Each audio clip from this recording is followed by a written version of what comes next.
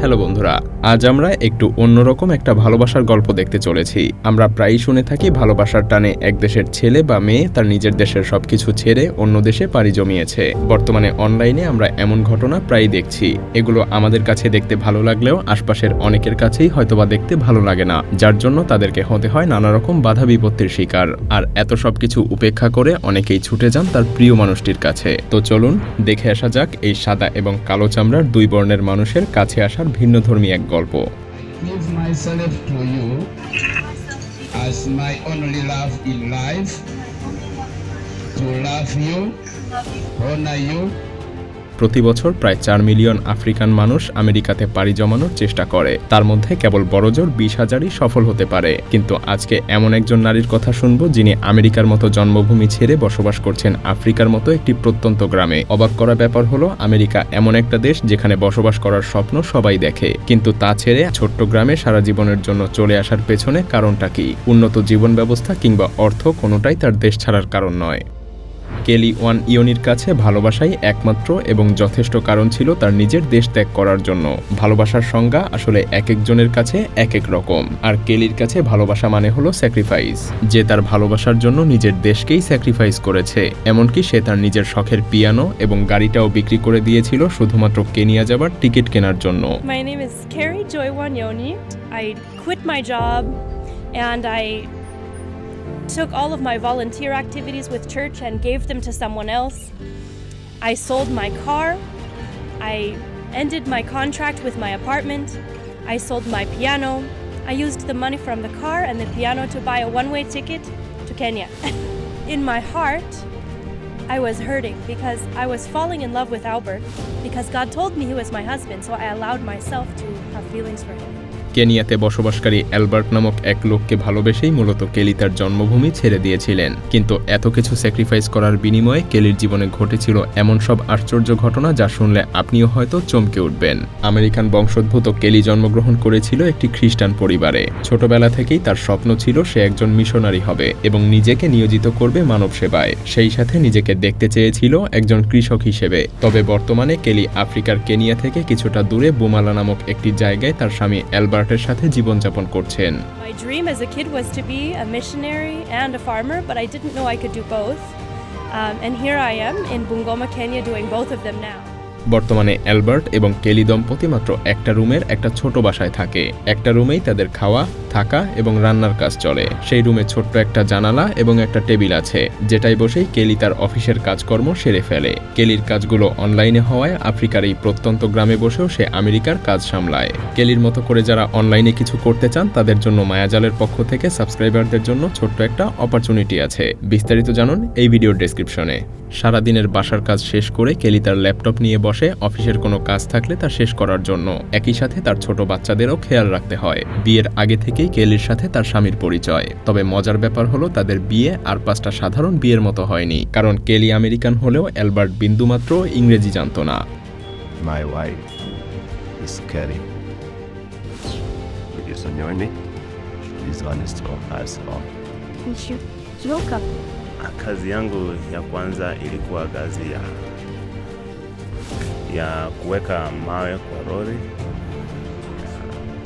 alafu nikaenda kazi ya pili ilikuwa bodaboda, pikipiki. Albert বিয়ের আগে কেলির সাথে তাদের লোকাল ভাষা বুকুজুতে কথা বলতো। অ্যালবার্টের সাথে পরিচয়ের কিছুদিন পরেই কেলির মনেও তার জন্য ভালোবাসা জন্ম নেয়। কেলি অনুভব করতে পারে সৃষ্টিকর্তা তাকে অ্যালবার্টের জন্যই তৈরি করেছে, কিন্তু তবুও সে অ্যালবার্টকে আগে থেকে নিজে কিছুই বলে না, কারণ কেলি বিশ্বাস করত সৃষ্টিকর্তা মানুষকে এমনভাবেই তৈরি করেছে যাতে পুরুষেরা মহিলাদেরকে আগে প্রপোজ করে। তাই এভাবেই 3 মাস যাবৎ কেলি অপেক্ষা করে অ্যালবার্টের মুখে তার ভালোবাসার কথা শোনার জন্য। He couldn't speak English.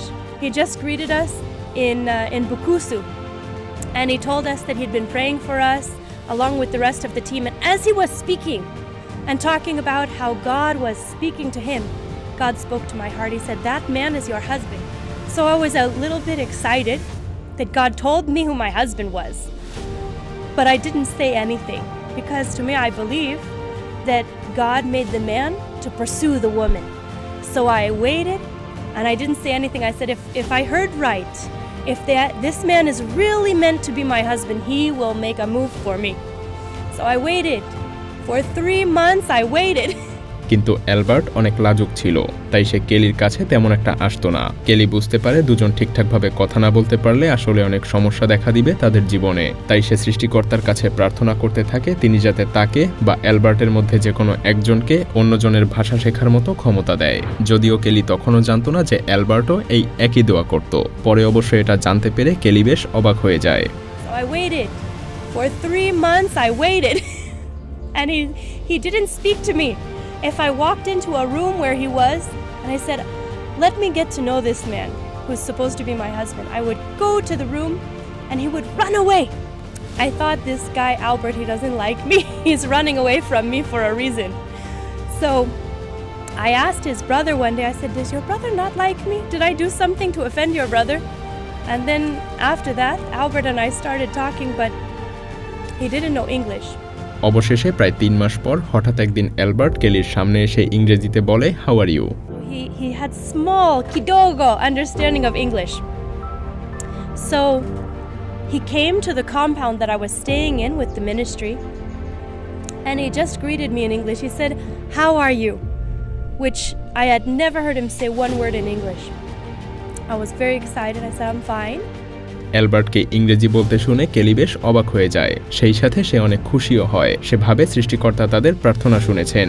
কিন্তু অ্যালবার্ট তখনও বুঝতে পারছিল না যে সে কিভাবে কেলিকে তার ভালোবাসার কথা এবং তার অনুভূতির কথা প্রকাশ করবে। তবে হঠাৎ একদিন অ্যালবার্ট কেলিকে কিছু ফুল উপহার দিয়ে তাকে নিয়ে পুরো শহর ঘোরে আর সেই সুযোগে দুজন দুজনকে আরও ভালোভাবে চিনতে পারে।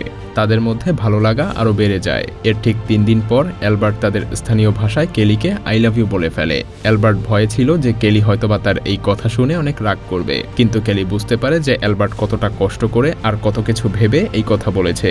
আর অবশেষে এভাবেই কেলির অপেক্ষার অবসান ঘটে অ্যালবার্টের ভালোবাসার কথা প্রকাশের মাধ্যমে। এদিকে অ্যালবার্টের বাসস্থানে বুকুসু সংস্কৃতিতে স্বামীর জন্য উগালি নামক এক ধরনের খাবার তৈরি করতে জানতে হয় স্ত্রীদেরকে, আর তারা আসলেই এটা তৈরি করতে পারে কিনা তা পরীক্ষা করে দেখে শাশুড়িরা।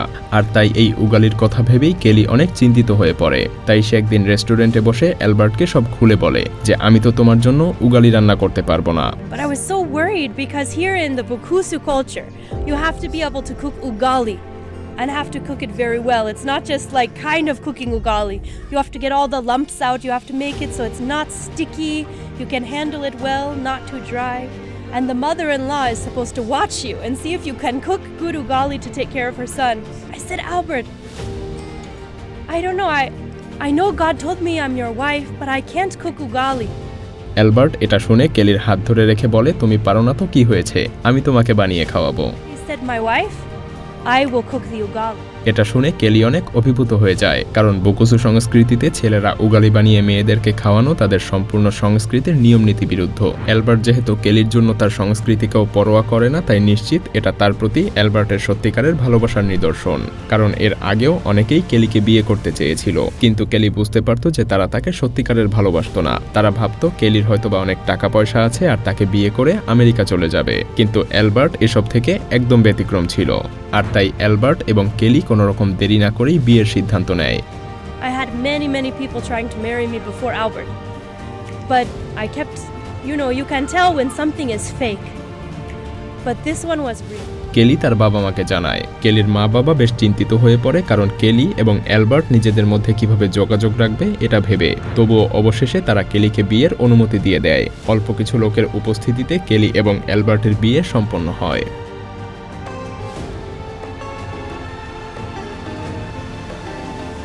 বিয়ের পরেই এই দম্পতি তাদের মিশনারির কাজে লেগে পড়ে। তারা কেনিয়ার লেক ভিক্টোরিয়ার বুমালো অঞ্চলে খ্রিস্টান ধর্ম প্রচার করা শুরু করে।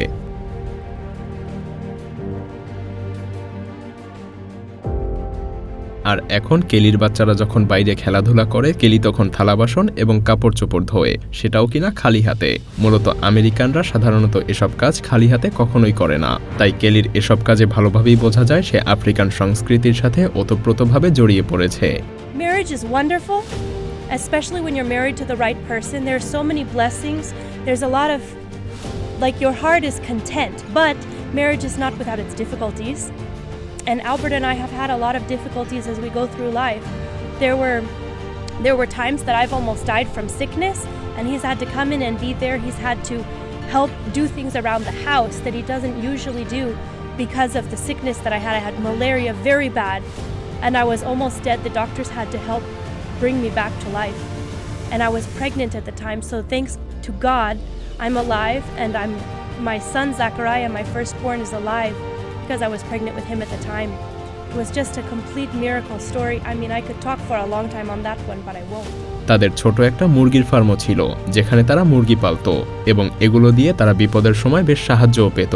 যদিও বিবাহিত জীবনে তারা অনেক সুখী ছিল, কিন্তু তবুও তারা দৈনন্দিন জীবনে কোনো রকম সমস্যা থেকে একদম মুক্ত ছিল না। এমনও সময় এসেছিল যখন কেলি অনেক বেশি অসুস্থ হয়ে পড়েছিল, এমনকি তার ম্যালেরিয়া পর্যন্ত হয়েছিল, আর তখন কেলি প্রেগনেন্টও ছিল। সেই সময়ে অ্যালবার্ট বাসায় এসে তার বাসার সব কাজ দেখাশোনা করত। ডাক্তারদের চেষ্টায় অবশেষে কেলি সুস্থ হয়ে ওঠে। এসব ছাড়াও তারা মাঝে মধ্যেই আর্থিক সমস্যায় ভুগত। এমনও দিন গিয়েছে যখন তাদের খাওয়ার জন্য কিছুই ছিল না। তখন তারা সৃষ্টিকর্তার উপরেই বিশ্বাস রেখে শুধুমাত্র প্রার্থনা করত, আর কোনো না কোনোভাবে তাদের সমস্যা দূর হয়ে যেত।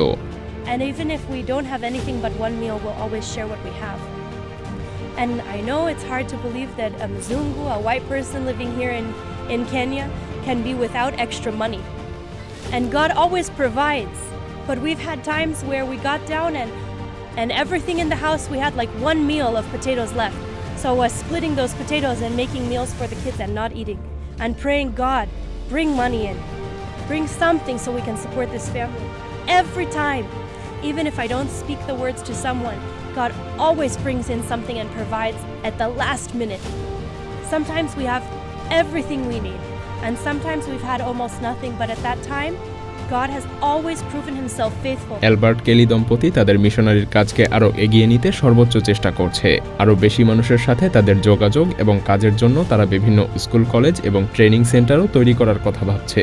আর এতে অনেক মানুষই তাদের সাহায্য করতে এগিয়েও এসেছে, সময় কিংবা শ্রম দিয়ে। আবার অনেকেই বিভিন্নভাবে টাকা ডোনেট করে কেলি এবং অ্যালবার্টের কাজকে চালিয়ে যাওয়ার শক্তি যোগাচ্ছে। অর্থ সাহায্যের বেশিরভাগই আসে আমেরিকা থেকে। এখন তারা একটি স্কুল, এতিমখানা, গির্জা এবং চ্যাপেল তৈরি করার পরিকল্পনা করছে, যেখানে সারাক্ষণ মানুষেরা প্রার্থনা করবে। এছাড়াও যারা কৃষিকাজে যুক্ত তাদের বিভিন্ন রকমের সার এবং বীজ দিয়ে তারা সাহায্য করতে চায়, যাতে সবাই ভালোভাবে ফসল চাষ করে নিজেদের পরিবারের খাদ্যের যোগান দিতে পারে। The vision that Albert and I have, we will have a boys' home officially, not just be helping one and one and one. We'll have a boys' home, we'll have a school, we'll have a chapel that the boys can worship at morning and night. We'll have the worship team practicing all the time together. We also want to have many helps programs to assist people in getting seeds, like widows and people who don't have as much money to get some seed, to get djembes. কেলি জানে মানুষকে সাহায্য করলেই শুধুমাত্র কাজ হবে না, কারণ এতে শুধু সারা জীবন সাহায্য করেই যেতে হবে। তারা কখনো নিজের পায়ে দাঁড়াতে পারবে না। তাই কেলি এবং অ্যালবার্ট একটা প্রশিক্ষণ কেন্দ্র তৈরি করারও পরিকল্পনা করছে। এতে সবাই সেখানে গিয়ে ট্রেনিং নিয়ে নিজের পায়ে দাঁড়াতে পারবে। যদিও ভিন্ন ভিন্ন মানুষ কেলির এভাবে আমেরিকার মতো একটি স্বপ্নের দেশ ছেড়ে আসার পেছনে অনেক ভিন্ন কারণ খুঁজে পায়। অনেকেই মনে করে তাদের এমনটা করার পেছনে মূল উদ্দেশ্য ছিল ধর্মপ্রচার করা। আবার অনেকে মনে করে কেলি আমেরিকা ছেড়ে এসেছিল ভালোবাসার টানে। তবে অন্যরা যাই মনে করুক, আমরা চাই তারা এভাবেই ভালো থাকুক আর তাদের বাকি জীবন সুখে শান্তিতে পার করুক। ধন্যবাদ।